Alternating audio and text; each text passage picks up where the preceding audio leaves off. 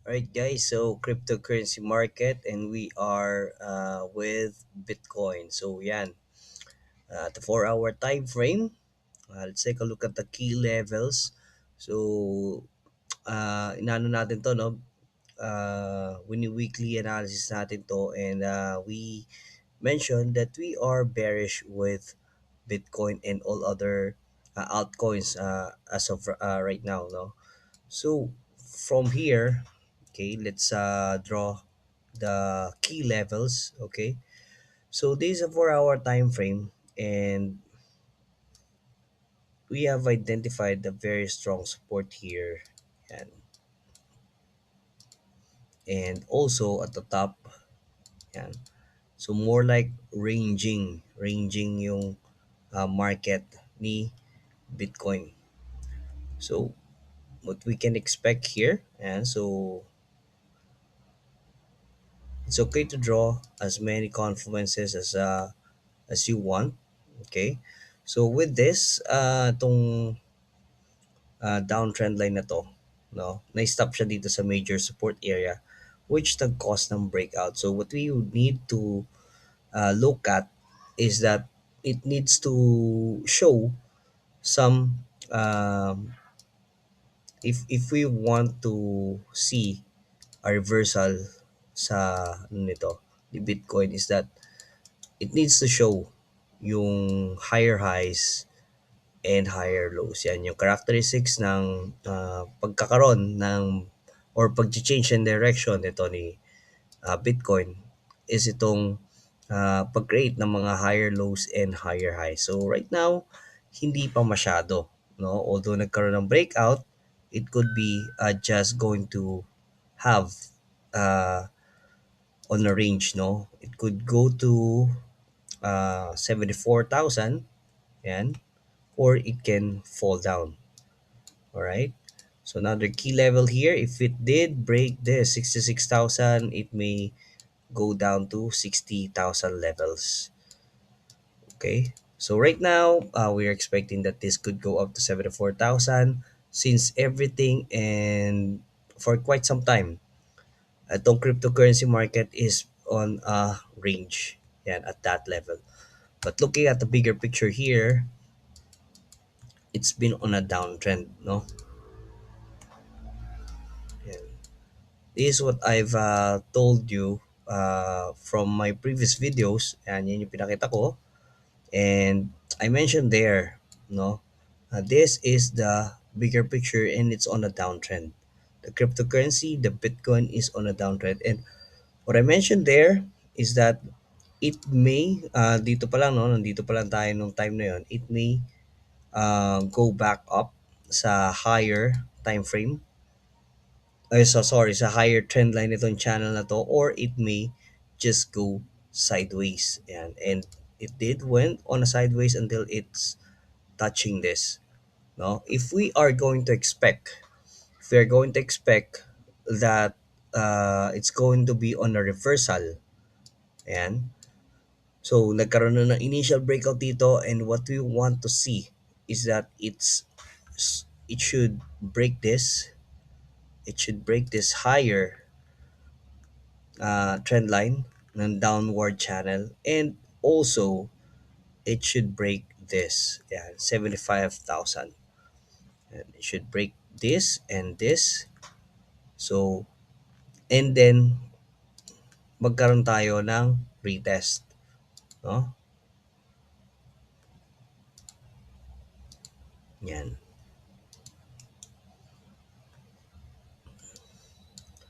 Are we going to be too late if this happens? No, it's okay to be late than just lose all our funds and capital if we are going to insist that it's on a reversal already. Right? May stop loss lang tayo dyan, na may stop loss. So, what we want to do is that we want to look for more sell opportunities. So, like this, when I mentioned that we are still bearish with Bitcoin, pag umakyat yan sa taas dito, we want to sell. That's our sell opportunity, and that's our sell limit orders. Yan. And it did, no? Nung nandito na tayo. Yan. We had an opportunity to short the market, and 75,000 is the key level there. It's a psychological number, by the way. Whole number, 75,000 is a major resistance area due to these factors. And then we just need to look for a target, no, downwards, and that is the 65,000 level. So that's around $100 then, no, $100 move. All right. So looking at other cryptocurrency, so dun sa Telegram community natin, we had a poll, may voting dyan. So, it's basically the same, no? So, kung saan papunta si Bitcoin, yun lang rin naman ang galaw nitong mga to, no? On a bigger picture, it's still on a downtrend. Yan. So, again, same thing.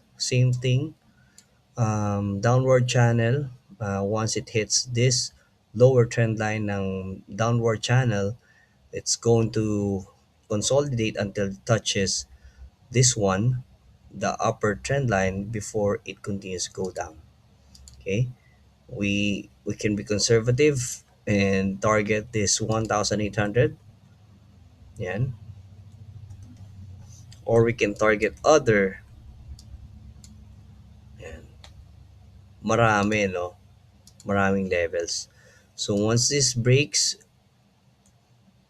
1,774, then we can expect that it could go down to 1,426. Okay. So, what we want to do with this kind of market, no? Just want to share how we can milk the market through this um, waves and trends. Ito, ganito kalaking trends, no? So, let's say we are at the very top. We noticed there's news about um, that would affect itong cryptocurrency market, and we're expecting it to go down, no? So that's our analysis. So let's say this one, it breaks and goes up. So nag-break out dito, yan, bumalik dito. So this is our entry, and okay. So let's say for example, we entered here. Okay. So what we want to do is that we can make the TP open, no? We can make the TP open and put the stop loss at the top of the last swing, no, sa taas nitong neckline na to, because yan, no, sa taas itong major support area na to no, na break, now turned resistance. Okay, so we want to keep this open, and when the market when the market moves downwards in our favor, yan. So let's say we are here, this is our entry, and we are here, no. Now the market moves downwards, nandito na siya, let's say, no. What you want to do is that you can make this stop loss go into your break even level, no. So whatever happens, kahit bumalik man yan, wala kang naging loss, no, na preserve mo yung capital mo. Okay, so another thing, no, bumalik siya dito, yun yung hinihintay natin, no. Once na pumunta na siya dito, we want to see some pullbacks first, no, which is this. And when it goes back to the direction, no, nakita natin it goes back to that direction, we want to move our stop loss again there, no. So from 4,171, now we are at 3,670 on a positive level. Okay, So nasa positive level na tayo. Whatever happens, bumalik man yung market dyan, we can secure some profit.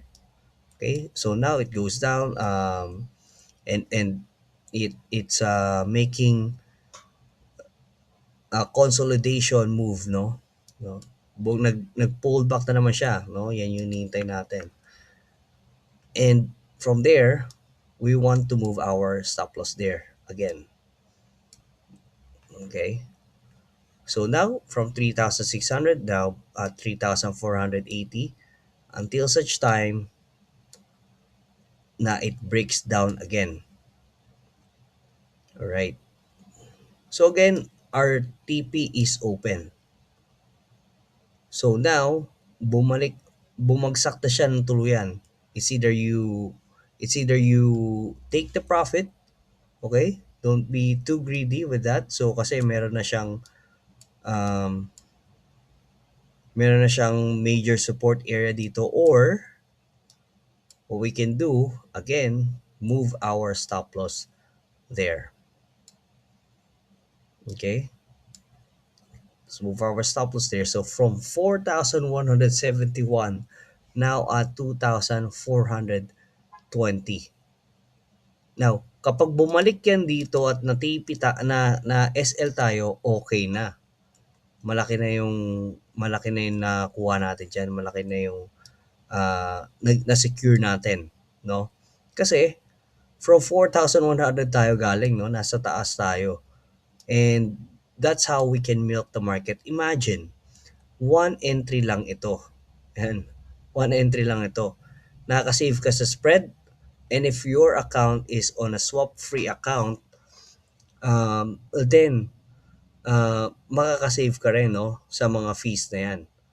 So, basically, ang save mo is on a spread if you are using a swap-free account, no?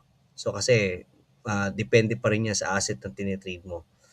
And that's how we can really milk the market and have that maximum leverage, no? It's okay to have multiple entries, multiple entries, and multiple in scattered through different days. It's okay. But if you're using this kind of trailing, then malaki yung maximize natin. Okay? So now, with this, if hindi man siya nabalikan, no, at bumagsak pa ulit si market, then talagang magtutuloy-tuloy tayo. Okay? It's either, again, you set your own rules here, and it's all about your risk management. After all, we are already secured with our profit here. Okay? So whatever happens, bumalik man yan, stop loss tayo on a positive zone, and that's very big na already. So, kung hindi man at magtuloy-tuloy siya pababa, no, sa favor natin, then we can secure more. Yan.